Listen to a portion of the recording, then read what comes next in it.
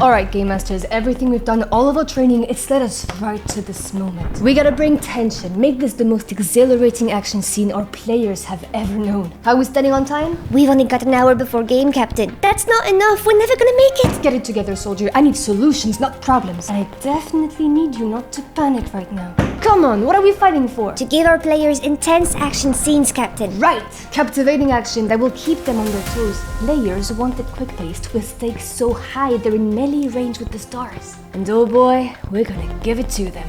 Winifred, I'll see you on the other side. Captain, hold on, something's wrong. You forgot a critical element. You suck at running action. I'm not a big action person in TTRPG. As a GM, I'm more into mysteries and f***ing with your feelings, so you know, slow burn type stuff. However, that time is over. I'm fixing my action scenes. And just to clarify, by action, I don't mean combat. There can be action without combat, just like there can be combat without action. Chase scenes, escaping from a crumbling building, infiltration, stopping a ritual. So we're not just talking about combat here, but any type of action. And to be honest, action is a broad topic, which one video and one overthinking sesh isn't gonna cover. But if there was one thing to first focus on, the biggest return on investment, one principle that would make the biggest difference once implemented, I think I know what it is. If the core of TTRPGs is players making choices, then the core of action is rushing these choices. Let me give some background to that theory. TTRPG games are powered by a series of decisions made by the players, which in turn lead to actions. It's the natural flow of things, and most often the goal of player characters is to make the most optimal decision. It's a pretty straightforward linear model. A, we make a decision, B, we act on it and reap the rewards, or consequences. And to make optimal decisions, there are two resources especially valuable to the player characters. In the ideal circumstances, they would have enough time and knowledge to make well thought through, informed decisions. But from a storytelling point of view, and especially in action scenes, that optimal decision-making model is, ironically enough, not optimal. This is where disruption comes in. Action scenes are defined by urgency and unpredictability, aka the enemies of time and knowledge. Action means quick pacing, risk, tension, uncertainty. Decisions are made in the heat of the moment, each of them a gamble. To run an action scene that keeps players on their toes is to disrupt that cute little linear flow of decision making and trade it for a game of balancing priorities. The answer to what is the most optimal decision is constantly shifting, because repeatedly asking the same question and getting the same answer is boring anyway. When we do that, several things happen. The game feels less safe, less stale, but most importantly, players enter a much more engaging dynamic, in which they are forced to think on their feet and constantly readjust their plan. Basically, instead of traveling on a line, they've entered a decision-making model that looks more like a roller coaster. So to immediately level up our action scenes and encourage quick thinking and creative problem solving, the key would be to replace time and knowledge with urgency and unpredictability. These are the spice of action. The leap of faith in dodging falling rocks in the cave you're running out of. The enemy reinforcements you didn't see coming, or the surprise dagger that had so far remained hidden in your enemy's boot. Gotcha! Nailed it. Now how do I put it in practice? We need to call the experts.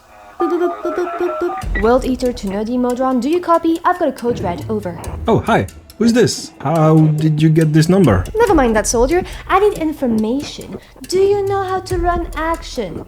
Over. Oh god, it's you. Please don't come near me. I'm just looking for a little advice check, and then it will all be over. Give me advice or give me a name, and then I'll leave you alone. Danfelder. Go see Danfelder. Don't tell him it was me. And please stay away from me. Roger that, Nerdy Modron. Over and out. My sources led me to the work of Danfelder, amazing game designer with an equally amazing blog and podcast, where he talked about the round structure, which is a great rule of thumb for encouraging this ever-shifting decision-making. And while he talks about rounds in combat, it's valid in pretty much any system or any action scene. Basically, at the beginning of an action scene, you've set the stage, the parameters of the initial situation. But each scene is a mini-story within a story. Each round, new elements and challenges are added that complicate the narrative. The principle is, instead of giving all the information and variables at once, you section it for the challenge to increase incrementally, frequently refreshing the narrative and naturally ramping up to a climax. And with every new element, the players have to adjust their plan. Now is a good time to mention that getting players to adjust their plan isn't the same thing as completely destroying it every encounter. Negating every smart idea the players had come up with can be really frustrating and doesn't really encourage creative problem solving.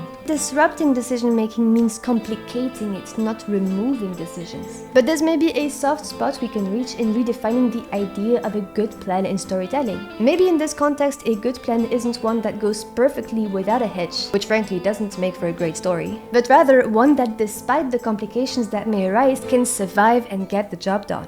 I'll be real, I'm the kind of person who quickly gets overwhelmed if there's too many things to juggle at once. So to spare myself the aneurysm in the middle of a game, I prep ahead. But you don't have to. For each action scene, I'm gonna come up with the initial situation and then like 4 complications that could potentially happen. You can write them in a specific order or in no particular order and then just decide in the moment what's most appropriate. Here's mine. Initial situation. Your gang is riding their monster truck type vehicle to the exit of the canyon when 2 hostile vehicles emerge from behind the rock formation and flank yours. Here are some complications that could happen. 1. Ropes with grappling hooks are being shot onto your vehicle so that the enemies can soon start boarding it. 2. Someone is shooting metal rods into your wheels, trying to jam them to slow you down. 3. You hear terrified screams from the vehicle to the left. There's someone tied up and their eyes begging for your help. 4. Something fiery was thrown into the back of your vehicle and you really don't want it to spread to the engine.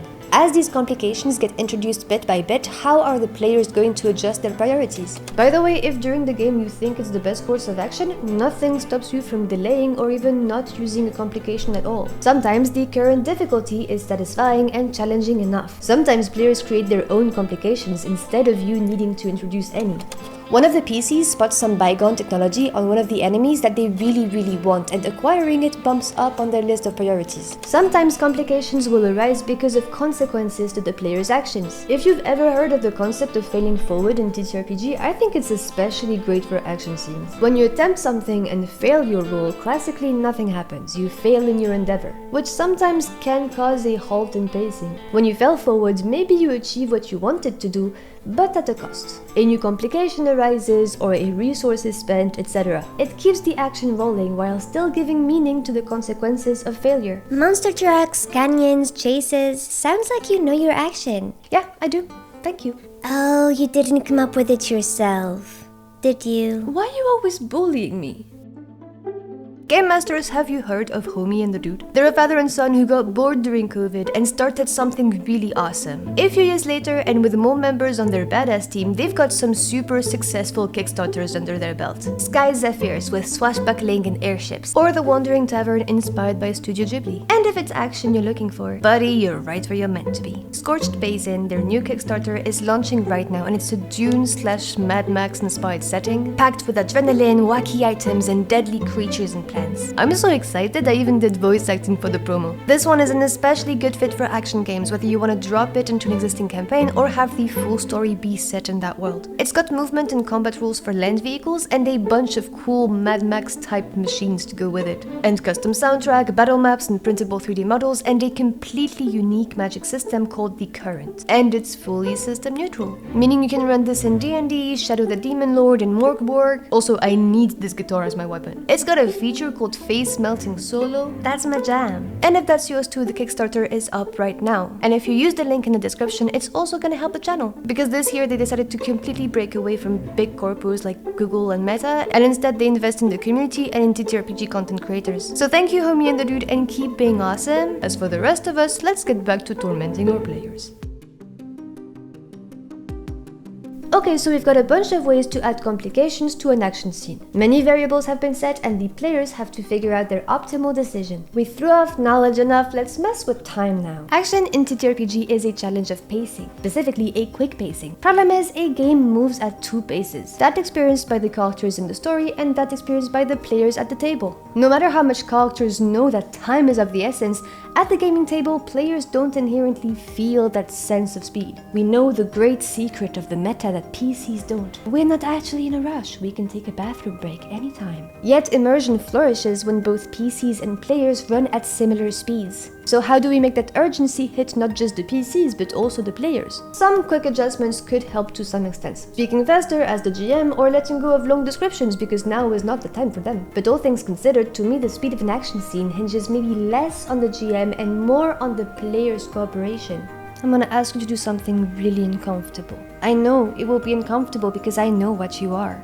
You're a game master, which greatly increases your chances of being a people pleaser. Takes one to know one. I know it's hard, but it could be worth it imposing some stuff on your players. Let's ease into it. I think it's overall a great practice to ask players to know what they want to do before their turn comes. Not everyone does it, but why not give it a try? Now let's push just a bit further. My first GM had a rule that if your turn arrives and you can't figure out what to do after 30 seconds, we skip your turn. Just like you right now, your character was dazed and stuck in indecision. In action scenes, I kinda think it's a good idea with some flexibility. Both PCs and players feel the urgency. And I know it's not for everyone, but before being mean about it, need I remind you I have a dagger. More seriously, implementing something like that needs to take root in trust. It's not about being a hard ass for the sake of being a hard ass. So let me reassure the people pleasers before they start hyperventilating. First, it doesn't have to be a hard rule, just a preferred practice. That's how I personally like it. Everyone at the table, you included, need to understand why we even want to implement that, so that we know when it's relevant to disregard it. If a player was confused about something and needed to ask a couple of clarifying questions before acting, that's okay. If a player's turn takes longer because they want to describe something spectacular and dramatic, awesome! That's what we want, and we're not going to rush these dramatic moments. And second thing, if your players struggle, you can be prepared to help them out. If a player seems dazed or lost or overwhelmed, help them out by offering a more narrow choice to pick from. Your teammate is struggling to keep the raiders off of your vehicle. They look like they could use some help, but also looking to your right, the engine is starting to dangerously smoke. What do you do? Remember that while rushing decisions can lead to tense, faster-paced action, the goal isn't to give your players a heart attack by inducing too much panic in them. Action is also a game of tension and release. We need moments of stability and calm in order for the speed and adrenaline to register. There can't be light without dark, and you can't feel danger if you don't know safety. Your job as a GM is to learn when to rush and when to relax. On this note, have a good evening, and may the dangers that lurk come to know the sweet taste of your blade.